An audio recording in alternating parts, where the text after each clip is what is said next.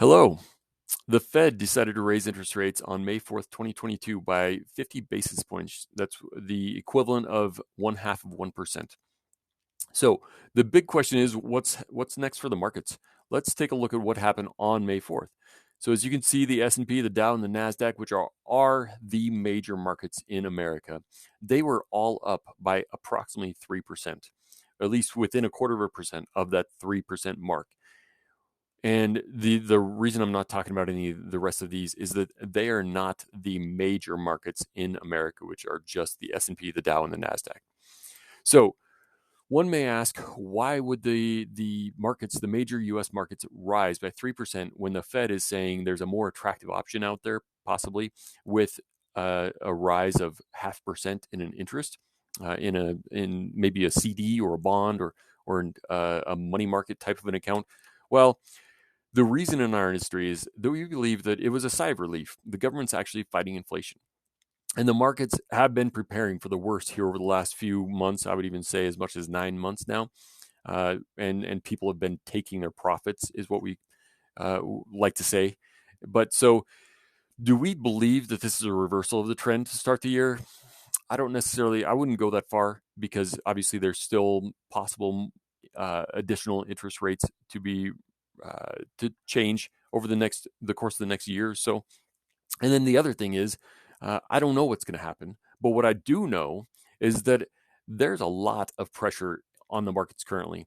We're talking about COVID still. There's supply chain issues. Just look at how China's handling it. They lock down everything with one instance of the virus, and so that's going to continue to keep supply chain issues an issue for all the markets. And then we've got the Russia-Ukraine uh, conflict, which is causing more supply chain issues. Then you pair that with sanctions and proactive decisions by businesses that are affecting their bottom line. It's affecting the revenues because they're losing sales or they're choosing to not have sales in one of the major players, major powers in the world, which is Russia. So they are choosing not to do business in or with Russia. The other thing is these rising interest rates. So why is that an issue? Because well, again, that's a story for another time, and it's typically about fighting something. But ultimately, in my opinion, those rates are to fight the most important issue in my mind, again, which is inflation.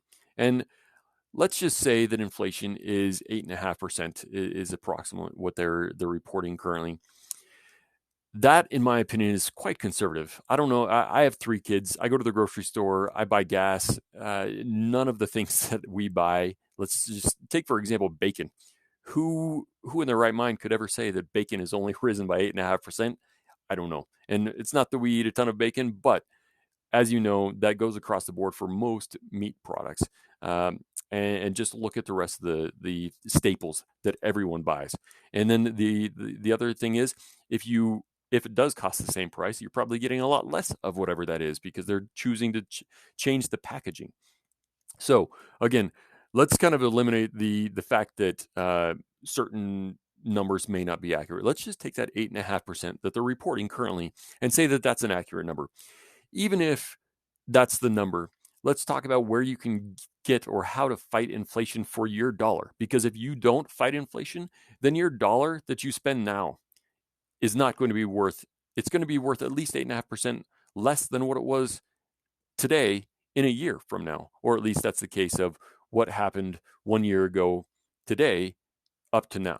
So if you had $1 last year, then it's actually worth about 91 cents or thereabouts today. So you can't sustain that. Nobody can really sustain an 8.5% inflation rate if they're just sticking there or keeping their money in their hand or in a bank that's getting them maybe less than 1%. Let's just say, for example, if the bank account that you have your money in or anyone has their money in is 1% based on the approximately 3/4 raises that the Fed have done here in the last few weeks. And then maybe you had a little bit of an interest before that. Let's just say it's a 1% interest that someone is getting. And again, I'm not trying to say that you should exit the banks. I think that everybody should have a good cash reserve, at least a significant number of months of your cash reserve, so that you can have money for expenses if, God forbid, someone lost their job, or maybe somebody even left the situation, divorce or a death, something of that nature. So everyone should have some sort of cash reserve so that they can stay afloat in hard times. That said, in order to fight inflation, we have to stay invested in some capacity. One would argue that stocks are one of the only options to at least keep up with inflation. If we look at bond markets over history, the best ones have only ever done approximately 6% or so. The stock markets have done more like 8 to 10%, depending on which one and what time frame you're looking at. But the general consensus is that it's 8% or so on an annualized basis. That would at least fight inflation that we're seeing today, or year to date, or over the last year.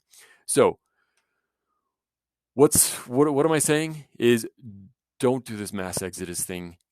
I understand that it is a scary time. There are lots of fears out there, and I get it. I understand, but let's not make dramatic decisions. Let's stick to the long-term plan. Hopefully you have a financial plan. If you don't, you need to talk to somebody, and you at least need to look at the DIY stuff that you can do on your own. But don't forget about the long-term plan.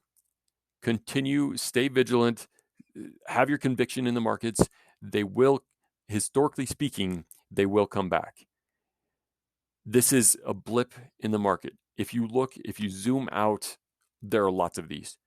If you zoom in, if you zoom out, it looks like a little bit more of a flat line. But if you zoom in, there are lots of blips in the market. And it's not to say that there's not something that could change in the future, but based on what's going on right now, the markets will return at some point. They unless there's something bigger and greater happening with our country to impact the fact that the markets wouldn't be around in the future, I think we've got bigger problems than that. But right now, stick to your guns. If you need help, contact somebody, reach out, have the conversations, the tough conversations. But the Fed raised interest rates by 0.5% yesterday. The markets rose by 3%. Again, not to say that that's going to continue, but take a breath, just like the markets did. Take a breath. If you exited before yesterday, I'm sorry, because you just missed out on 3%. I'm not saying that that's not going to reverse tomorrow, but it's just keep with the long-term mindset. I hope everybody has a good day and do something smart with your money.